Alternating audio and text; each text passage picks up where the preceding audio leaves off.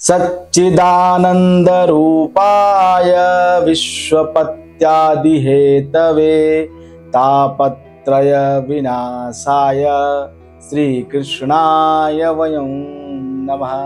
श्री कृष्णाय नमः।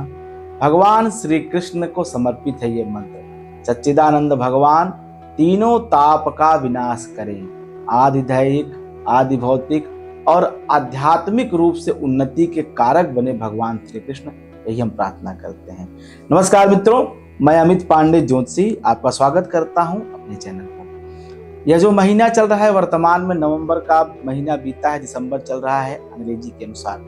लेकिन क्या आप जानते हैं, हिंदी के महीने के अनुसार जो हमारे सनातन धर्म का पंचांग है उसके अनुसार मार्गशीर्ष का महीना चल रहा है। अगहन इसको कहते हैं।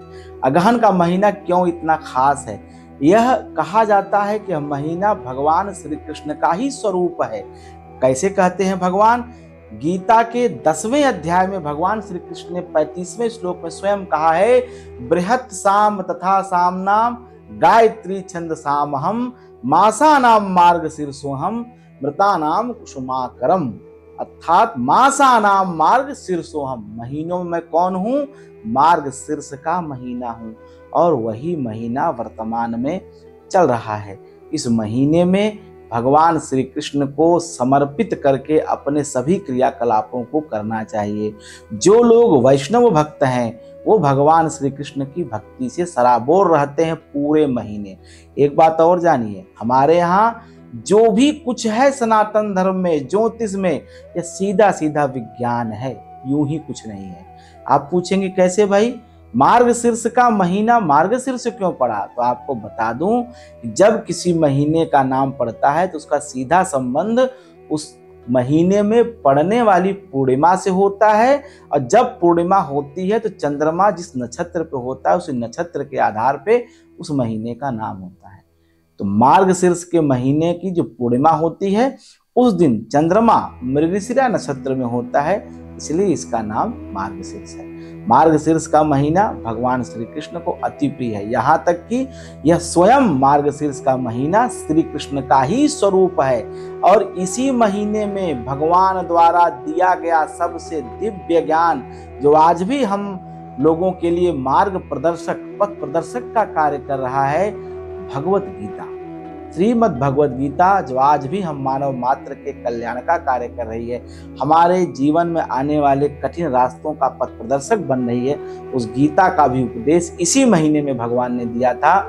मार्गशीर्ष शुक्ल पक्ष की एकादशी को गीता जयंती मनाते हैं। दूसरी बड़ी बात है, इसी महीने में भगवान शिव के स्वरूप काल भैरव, काल भैरव वह स्वरूप है जो राक्षसों के संहार के लिए, अपने भक्तों की रक्षा के लिए इसी मार्गशीर्ष के महीने के कृष्ण पक्ष की अष्टमी पे शिवत्व को छोड़ करके, शिव स्वरूप को छोड़ करके काल भैरव को स्वरूप को दिखाया। शिव, हालांकि शिवत्व कभी समाप्त नहीं होता है, शिवत्व हमेशा बना रहता है भगवान शिव के अंदर, लेकिन शिव के स्वरूप को छोड़ के काल भैरव का स्वरूप ग्रहण किया। काल भैरव की पूजा भी मार्गशीर्ष के कृष्ण पक्ष की अष्टमी तिथि में होती है, इसलिए काल भैरव की जयंती, भैरव जयंती, इसी अगहन के महीने में अष्टमी तिथि को मनाई जाती है। यह महीना बहुत खास है। अगर आप चाहते हैं कि आपके घर में किसी भी प्रकार की बाधा, बुरी नजर, तंत्र मंत्र का प्रयोग प्रभावित ना हो, तो मार्गशीर्ष के कृष्ण पक्ष की अष्टमी तिथि को काल भैरव के मंदिर में नींबू की माला, प्रसाद, नैवेद्य जरूर समर्पित करें। इस बार यह अगहन की कृष्ण पक्ष की अष्टमी 5 दिसंबर को पड़ रही है। 5 दिसंबर को काल भैरव का विशेष पूजन करना चाहिए। इसके बाद अगहन के महीने की जो दूसरी सबसे पवित्र घटना है, जो सबसे बड़ा समाज में जो संदेश है, उसका संदेश सबसे खास हो जाता है तब जब इसका संबंध बनता है माता जानकी प्रभु श्री राम से। क्यों? क्योंकि विवाह पंचमी इसी महीने आती है। अगहन के शुक्ल पक्ष की पंचमी को विवाह पंचमी कहते हैं, जिस दिन माता जानकी का विवाह प्रभु श्री राम से हुआ था। वो 17 दिसंबर को पड़ रही है। इसके बाद जैसा मैंने पहले कहा, गीता जयंती 22 दिसंबर को पड़ रही है। अगहन शुक्ल पक्ष एकादशी, इस दिन भगवान श्री कृष्ण ने अर्जुन को कुरुक्षेत्र के मैदान में गीता का उपदेश दिया।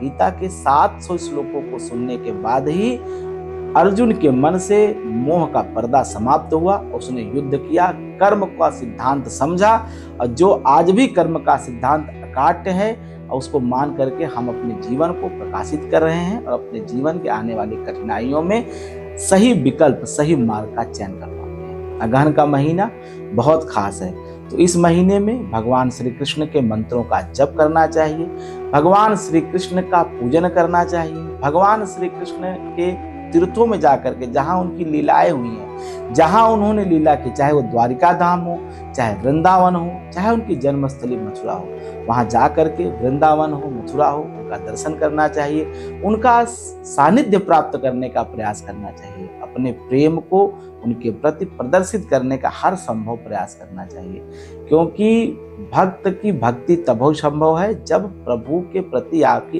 अकाट श्रद्धा हो, अपार श्रद्धा हो। किसी स्वार्थ के बिना जो श्रद्धा होती है वह जरूर फलीभूत होती है। कर्म के सिद्धांत का भी तभी पालन होता है जब फल के बिना कर्म किया जाए।